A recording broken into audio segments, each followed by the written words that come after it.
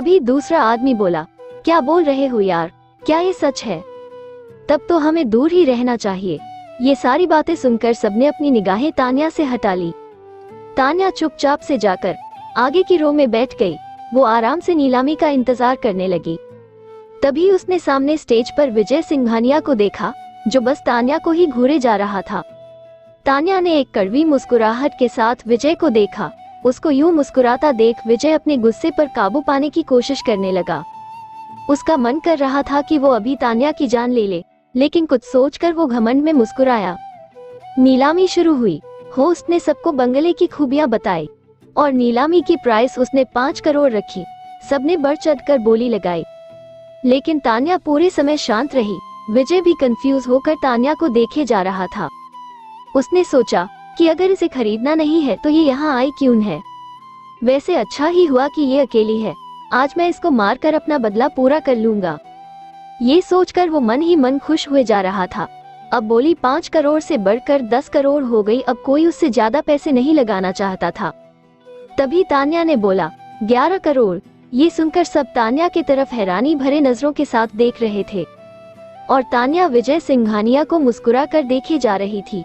तभी बोली खत्म हुई और वो बंगला तान्या का हो गया।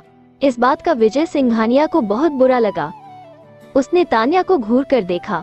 होस्ट ने तान्या को स्टेज पर बुलाया और कहा कि आपको इस बंगले की चाबी इस घर के पुराने मालिक देंगे, ये उनकी गुजारिश है। तान्या ने भी मुस्कुराते हुए औंख में सर हिला दिया। विजय सिंघानिया ने तान्या की तरफ देखा और उसके हाथों में चाबी देते हुए बोला, बहुत बहुत मुबारक हो। फिर वो तान्या के कान के पास आकर धीरे से बोला, मुबारक हो, आज से तुम्हारी जिंदगी बदलने वाली है। इस पर तान्या मुस्कुरा दी और बोली, मुझे आप बधाइयां मत दे, मैंने तो आपसे बस अपनी चीज वापस ली है। और ये बोलकर वो मुस्कुराने लगी। उसके बात को सुनकर विजय ने मुस्कुराते हुए कहा, तुम्हें तो पता भी नहीं है कि तुमने आज यहाँ आकर कितनी बड़ी गलती कर दी है। ये बोलने के बाद विजय ने कुछ कागजात पर साइन किए और वहाँ से निकल गया। तान्या अपने कार की तरफ मुड़ी, लेकिन उसे कुछ लोगों ने घेर लिया और उसे खुशी खुशी बधाइयां देने लगे। संजय उसका अपने कार में इंतजार करने लगा, लेकिन वो वापस नहीं आई। तभी उसके पास उसके एक आदमी का कॉल आया। उसने बोला, सर मैम किडनैप हो गई है, आपने जैसा कहा था, हम उनका पीछा कर रहे हैं। संजय ने ये सुना और मुस्कुरा दिया।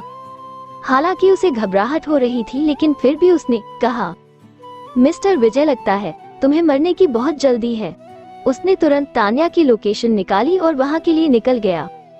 एक कमरे में तान्या एक चेयर पर बैठी थी। उसके हाथ को रस्सी से बांधा गया था। उसके आंखों पर पट्टी बांधी थी।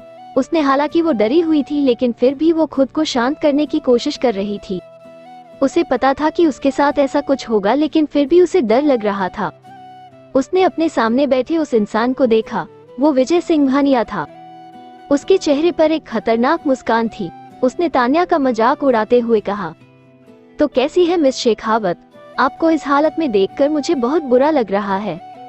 वो क्या है ना कि वक्त कभी भी एक जैसा नहीं रहता। कुछ देर पहले तुम मुझ पर हंस रही थी, अब मैं तुम्हारे ऊपर। तान्या उसको बहुत ध्यान से देख रही थी। वो हल्की सा हंसी हंसते हुए बोली, हम लगता है तुमने अभी तक अपना सबक नहीं सीखा, इसीलिए अपनी मौत को बुला रहे हो।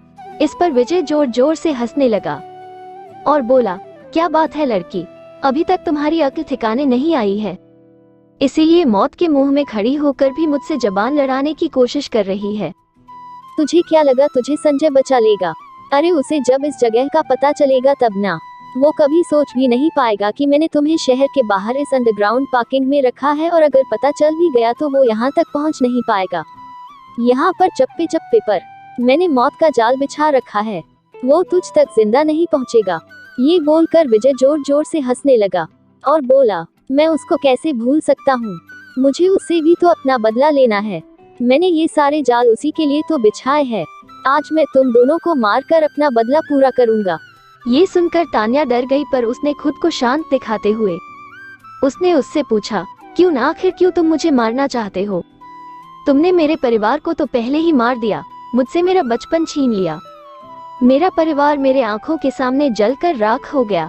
क्यों, क्या मिला तुम्हें ये सब करके? विजय ने तपाक से नफरत से भरे लहजे में कहा। शांति, शांति मिली। वो अपने जगह से उठकर तान्या की तरफ जाते हुए बोला। जब मैंने उनकी चीखें सुनी तो एक अजीब सा सुकून मिला मुझे। जब तुम्हारी माँ ने कॉलेज में सबके सामने मुझे थप्पड़ मारा और लोगों ने मेरा मजाक बनाया, उनकी आवाजें, उनकी वो हंसी मेरे कानों में गूंजती थी। मुझे हर पल वो थप्पड़ याद आता था। और वो तुम्हारा बुढ़ा दादा, उसने तो मेरी सबकी बेइज्जती की थी। जब मैंने उसको सीढ़ी से धकेला तो मेरे दिल को बहुत सुकून मिला। मैं ईशा को मारना नहीं चाहता था, लेकिन उसने मुझे नहीं, अपनी मौत को चुना। अच्छा ही है, अगर वो मेरी नहीं हो सकी तो उसे किसी के साथ भी खुश रहने का कोई हक नहीं था। और मुझे तुमसे बेइंतहा नफरत है। तुम उन दोनों के प्यार की निशानी हो और मैं उन दोनों की कोई भी निशानी नहीं रहने दे सकता। ये सुनकर तान्या के आंखों से आंसू निकल आए। उसने गुस्से से भरे तेज आवाज में बोला, विजय सिंघानिया, तुम एक निहायत ही घटिया और गिरे हुए इंसान हो। अब मुझे तुम्हें अपने हाथों से मार कर ही शांति मिलेगी।